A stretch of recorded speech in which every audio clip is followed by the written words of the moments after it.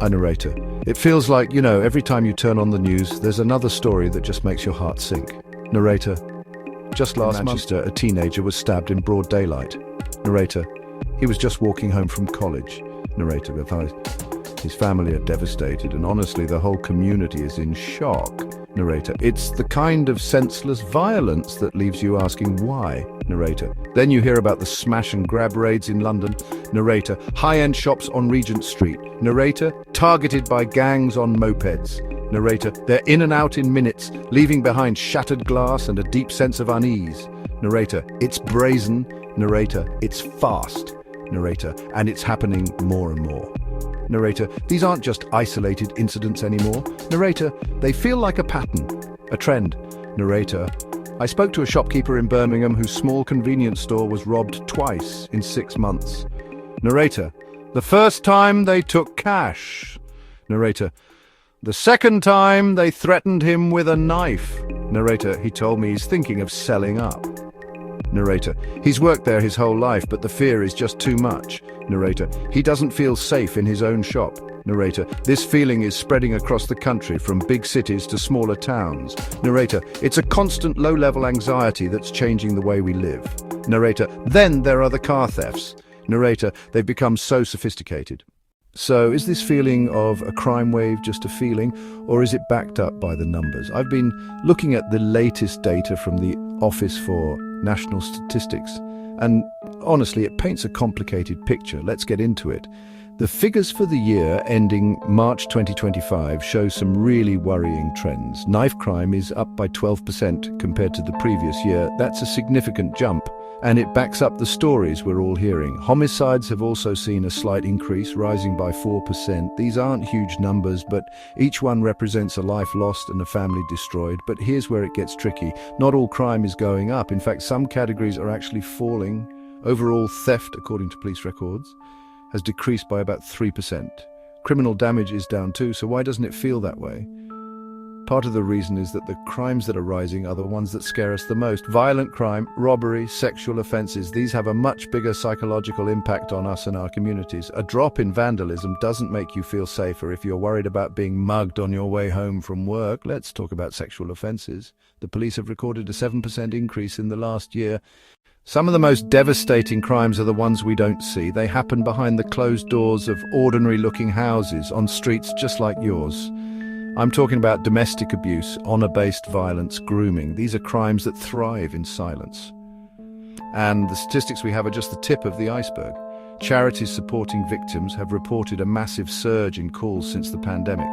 They're telling me the cases they're dealing with are becoming more complex and more violent. It's a crisis happening in plain sight, yet hidden from view. Honor-based abuse is another terrifying reality for thousands of people in the UK. I met a girl who had been disowned by her family for refusing an arranged marriage. She was threatened, isolated, and lived in constant fear. Her so-called crime was wanting to make her own choices. Then there's the insidious threat of grooming, both online and in person. Gangs are exploiting vulnerable young people, drawing them into a world of crime and violence. With promises of money, status, or belonging, it's a form of modern slavery. They target kids who feel lost or disconnected, and once they're in, it's incredibly difficult to get out. The police are getting better at identifying the signs, but the groomers are always one step ahead, using encrypted apps and social media to hide their tracks. It's a silent epidemic that is stealing childhoods and destroying futures. The silence has to be broken. So, what are the police doing about all this? It's no secret that policing in the UK has been through a tough decade. Years of budget cuts have left forces stretched thin. I've spoken to officers who say they're struggling to keep up. They're dealing with more complex crimes like cyber fraud and county lines gangs, but with fewer resources. Response times for lower-level crimes have gotten longer, and public confidence has taken a hit. Many people feel abandoned and vulnerable. They say we need to address the root causes of crime, poverty, lack of opportunity, cuts to youth services. In response, there has been a push for reform. The government has launched a major recruitment drive to get more officers back on the beat. The plan is to increase police visibility and restore that sense of a local presence. There's also a focus on smart policing, using data and technology to predict hotspots. Forces are investing in better surveillance systems and data analysis tools. But the challenge is making it work on the ground.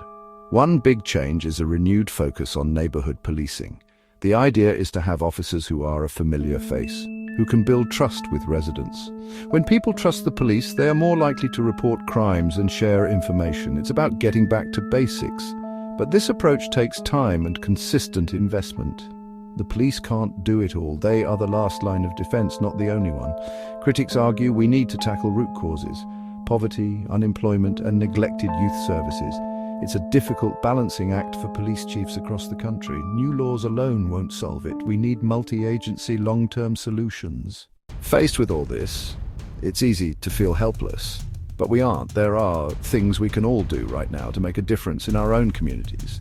It starts with looking out for each other. Simple things like joining a neighborhood watch scheme can have a huge impact.